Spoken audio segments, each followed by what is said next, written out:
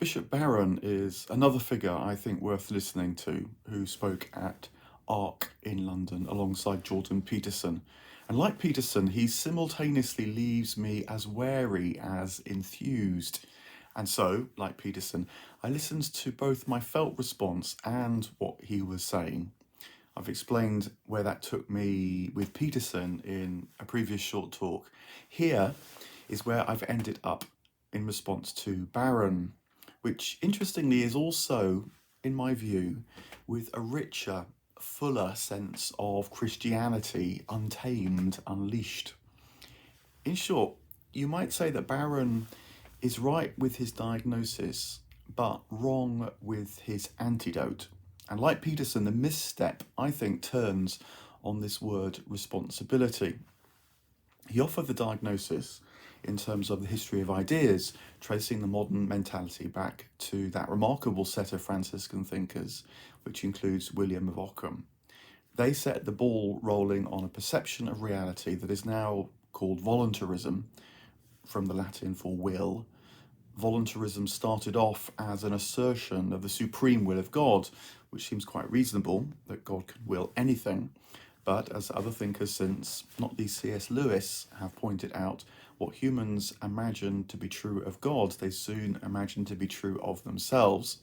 So willing what you want has become untamed consumption and untold distress in the modern world, as people try to will a good life from within their own constrained and confused imaginations. So far, so much a restating of hyper-individualism. Bishop Barron then turned to responsibility, to invoke a training of the will to want what might satisfy its longing, namely freedom. If you want to learn a language, you have to learn the grammar and vocab. Only then will you be able to express yourself fully and freely. Now, there's clearly a truth in that, although the first language we learned to speak as infants wasn't an effort of responsibility, but of desire, which signals something. As with Peterson, the piece that is missing in the argument is desire or love, the godlike impulse or spirit that fires the yearning, which will, in time, find its way back to God. Now, I think Barron knows this. At one point in his talk, he referred to being responsible in response to life, so that we might find true satisfaction. However, there are a couple of elements that threw him off track, in my view.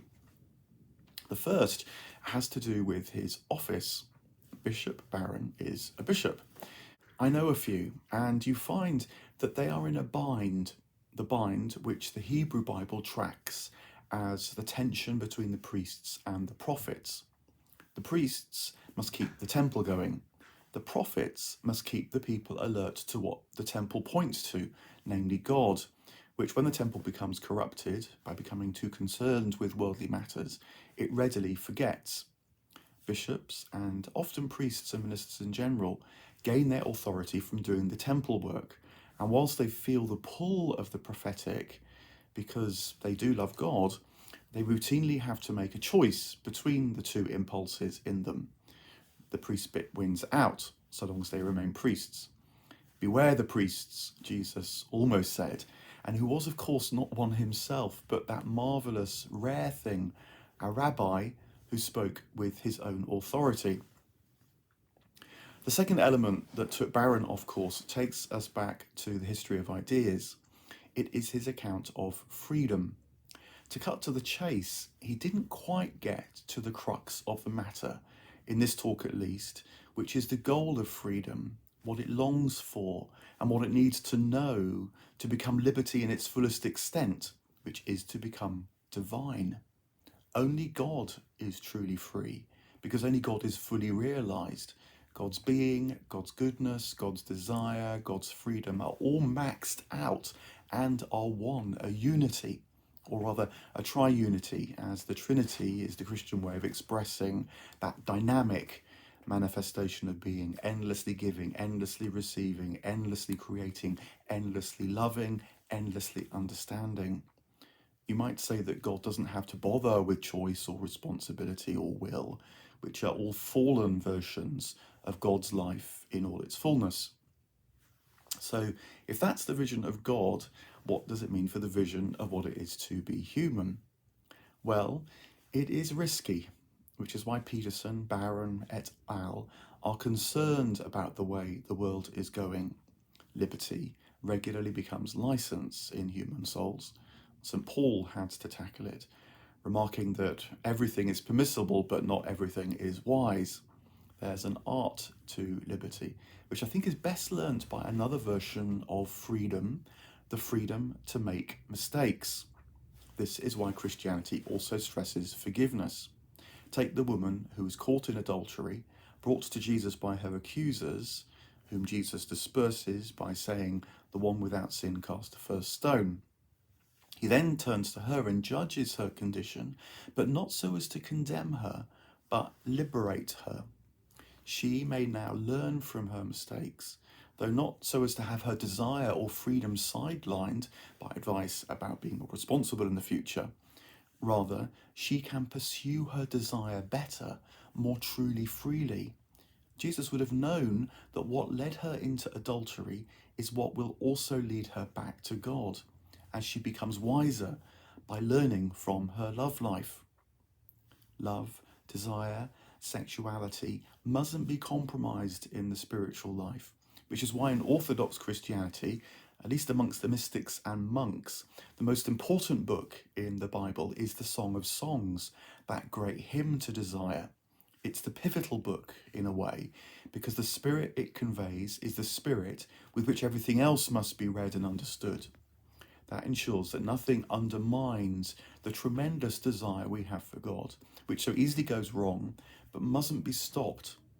Mystics understand this, which is why their writings are often erotic. The two that I have studied the most, Dante and William Blake, are full of it. Dante's eros terrifies him as much as he yearns to have it delight him. But for all the errors he makes, which are many, he never gives up on it, and eventually leads him to the state in which his understanding and love have become aligned, which is to say, when he becomes divine. William Blake comments on the same path in often provocative ways. "The road of excess leads to the palace of wisdom" is a phrase you wouldn't have heard at Arc, but you can hear what Blake means. He is accurately describing the tumultuous path of love. The same thought highlights a part of Bishop Barron's diagnosis of our current state that I think needs tuning. The modern world, for all its folly and violence, hasn't lost faith with desire. In fact, people who are furthest from God are often those whose desire is most unleashed. Felix culpa, you might say, though cautiously, as lots of damage is undoubtedly done. But I think the response is not to put a lid on it with calls for responsibility, but to understand what's going wrong with an eye kept firmly fixed on love. Consumption and so on are cries for God. What needs to be heard is the insight expressed by William Blake and the mystics that the human soul won't be satisfied with less than all, though is often mistaken by seeking more and more. The trick is to realize that all is not found in accumulation, but in participation. That state of being when freedom, love, goodness, and so on, and being existence itself, are overflowing without reserve. Kissing the joy as it flies is another lovely Blakean erotic spiritual expression. You might say that our times are telling us what is wrong with our times. God is speaking not from outside of human hearts, but from within them. Barron's diagnosis includes much that is right, but I think that a full-strength Christianity doesn't hold back from what lies within love, which, as Jesus said, is that all may be one, as he and the Father are one. The watchwords for such astonishing unity are freedom, love, wisdom, and forgiveness for all the errors undoubtedly made along the way.